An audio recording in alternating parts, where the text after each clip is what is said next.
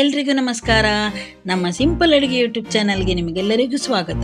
ಹೊಸದಾಗಿ ನಮ್ಮ ಚಾನಲ್ ನೋಡ್ತಾ ಇದ್ದೀರಿ ಅಂತ ಆದರೆ ಈಗಲೇ ಸಬ್ಸ್ಕ್ರೈಬ್ ಮಾಡಿಕೊಳ್ಳಿ. ಇವತ್ತು ಸಬ್ಬಸಿಗೆ ಸೊಪ್ಪಿನ ರಸಂ ರೆಸಿಪಿಯನ್ನು ಹೇಗೆ ಮಾಡೋದು ಅಂತ ತೋರಿಸಿಕೊಡ್ತೇನೆ. ನೀವು ಈಸಿಯಾಗಿ ಮತ್ತು ಕ್ವಿಕ್ ಆಗಿ ರೆಸಿಪಿಯನ್ನು ಟ್ರೈ ಮಾಡ್ಬೋದು. ಈ ವಿಡಿಯೋವನ್ನು ಸ್ಕಿಪ್ ಮಾಡದೆ ಕೊನೆವರೆಗೆ ನೋಡಿ. ಇಷ್ಟ ಆದರೆ ಲೈಕ್ ಮಾಡಿ, ಶೇರ್ ಮಾಡಿ, ಯಾವ ಥರ ಇತ್ತು ಅಂತ ಕಮೆಂಟ್ ಮಾಡಿ. ಬನ್ನಿ ಈ ರೆಸಿಪಿಯನ್ನು ಹೇಗೆ ಮಾಡೋದು ಅಂತ ನೋಡ್ಕೊಂಡು ಬರುವ.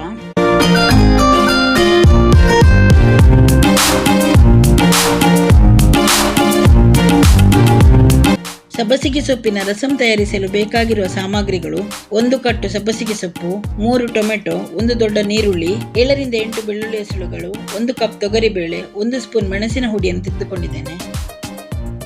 ಈಗ ಒಂದು ಕುಕ್ಕರ್ ಅನ್ನು ಸ್ಟವ್ ಮೇಲೆ ಇಟ್ಟು ತೆಂಗಿನೆಣ್ಣೆಯನ್ನು ಸೇರಿಸಿ ಬಿಸಿ ಮಾಡಿಕೊಳ್ಬೇಕು. ಎಣ್ಣೆ ಬಿಸಿಯಾದ ನಂತರ ಸಾಸಿವೆಯನ್ನು ಆ್ಯಡ್ ಮಾಡಿಕೊಳ್ಳುವ. ಸಾಸಿವೆ ಸಿಡಿಲಿಕ್ಕೆ ಶುರುವಾದ ನಂತರ ಜೀರಿಗೆಯನ್ನು ಆ್ಯಡ್ ಮಾಡಿಕೊಳ್ಳುವ.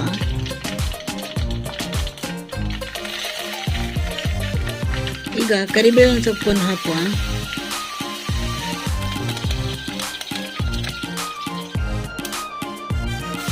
ಕರಿಬೇವಿನ ಸೊಪ್ಪನ್ನು ಸ್ವಲ್ಪ ಬಾಡಿಸಿದ ನಂತರ ಸಣ್ಣಗೆ ಕಟ್ ಮಾಡಿಟ್ಕೊಂಡಂತ ಈರುಳ್ಳಿಯನ್ನು ಆ್ಯಡ್ ಮಾಡಿಕೊಳ್ಳುವ. ಈಗ ಈರುಳ್ಳಿಯನ್ನು ಹಸಿ ವಾಸನೆ ಹೋಗುವವರೆಗೆ ಸ್ವಲ್ಪ ಫ್ರೈ ಮಾಡಿಕೊಳ್ಳುವ. ಈರುಳ್ಳಿ ಫ್ರೈ ಆದ ನಂತರ ಸಣ್ಣಗೆ ಕಟ್ ಮಾಡಿಟ್ಕೊಂಡಿರುವಂಥ ಟೊಮೆಟೊವನ್ನು ಆ್ಯಡ್ ಮಾಡಿಕೊಳ್ಳುವ. ಈಗ ಟೊಮೆಟೊವನ್ನು ಕೂಡ ಸ್ವಲ್ಪ ಹಸಿ ವಾಸನೆ ಹೋಗುವವರೆಗೆ ಫ್ರೈ ಮಾಡಿಕೊಳ್ಳುವ. ಸಬ್ಬಸಿಗೆ ಸೊಪ್ಪನ್ನು ತೊಳೆದು ಸಣ್ಣಗೆ ಕಟ್ ಮಾಡಿಟ್ಕೊಂಡಿದ್ದೇನೆ, ಅದನ್ನೀಗ ಆ್ಯಡ್ ಮಾಡಿಕೊಂಡು ಚೆನ್ನಾಗಿ ಫ್ರೈ ಮಾಡಿಕೊಳ್ಳುವ. ಸಬ್ಬಸಿಗೆ ಸೊಪ್ಪನ್ನು ಚೆನ್ನಾಗಿ ಫ್ರೈ ಮಾಡಿಕೊಳ್ಳುವ. ಅದರ ಘಾಟು ಸ್ವಲ್ಪ ಕಮ್ಮಿ ಆಗ್ತದೆ ಆಗ. ಈಗ ಅದಕ್ಕೆ ಸ್ವಲ್ಪ ಅರಶಿನ ಹುಡಿಯನ್ನು ಹಾಕ್ಕೊಂಡು ಫ್ರೈ ಮಾಡಿಕೊಳ್ಳುವ. ತೊಗರಿಬೇಳೆಯನ್ನು ತೊಳೆದು ಆ್ಯಡ್ ಮಾಡಿಕೊಳ್ಳುವ. ಈಗ ನೀರನ್ನು ಆ್ಯಡ್ ಮಾಡಿಕೊಂಡು ಚೆನ್ನಾಗಿ ಮಿಕ್ಸ್ ಮಾಡಿಕೊಳ್ಳುವ. ಈಗ ಕುಕ್ಕರ್ ಮುಚ್ಚಳವನ್ನು ಮುಚ್ಚಿ 4 ರಿಂದ 5 ವಿಸಿಲ್ಗಳನ್ನು ಕೂಗಿಸ್ಕೊಳ್ಬೇಕು.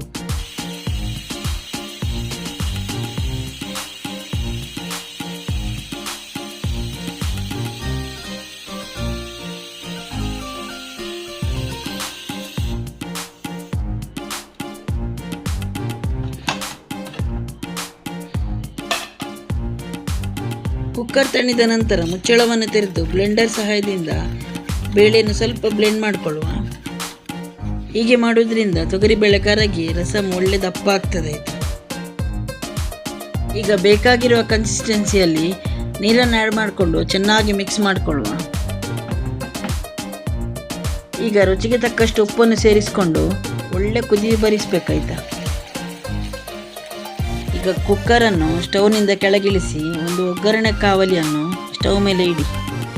ಈಗ ಸ್ವಲ್ಪ ತೆಂಗಿನೆಣ್ಣೆಯನ್ನು ಸೇರಿಸಿ ಬಿಸಿ ಮಾಡಿಕೊಳ್ಳಿ.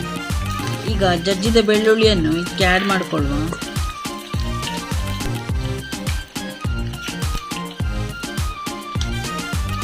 ಬೆಳ್ಳುಳ್ಳಿ ಕಲರ್ ಚೇಂಜ್ ಆದ ನಂತರ ಮೆಣಸಿನ ಹುಡಿಯನ್ನು ಆ್ಯಡ್ ಮಾಡಿಕೊಂಡು ಸ್ಟವನ್ನು ಆಫ್ ಮಾಡಿಕೊಳ್ಳುವ. ಇದನ್ನೀಗ ಸಬ್ಬಸಿಗೆ ಸೊಪ್ಪಿನ ರಸಂಗೆ ಒಗ್ಗರಣೆಯನ್ನು ಕೊಟ್ಟು ಒಂದು ಪ್ಲೇಟ್ನಿಂದ 5 ನಿಮಿಷಗಳ ಕಾಲ ಮುಚ್ಚಿಡುವ. ಹೀಗೆ ಮುಚ್ಚಿಡುವುದರಿಂದ ಒಗ್ಗರಣೆಯ ಫ್ಲೇವರ್ ಒಳ್ಳೆಯದು ಬರ್ತದೆ.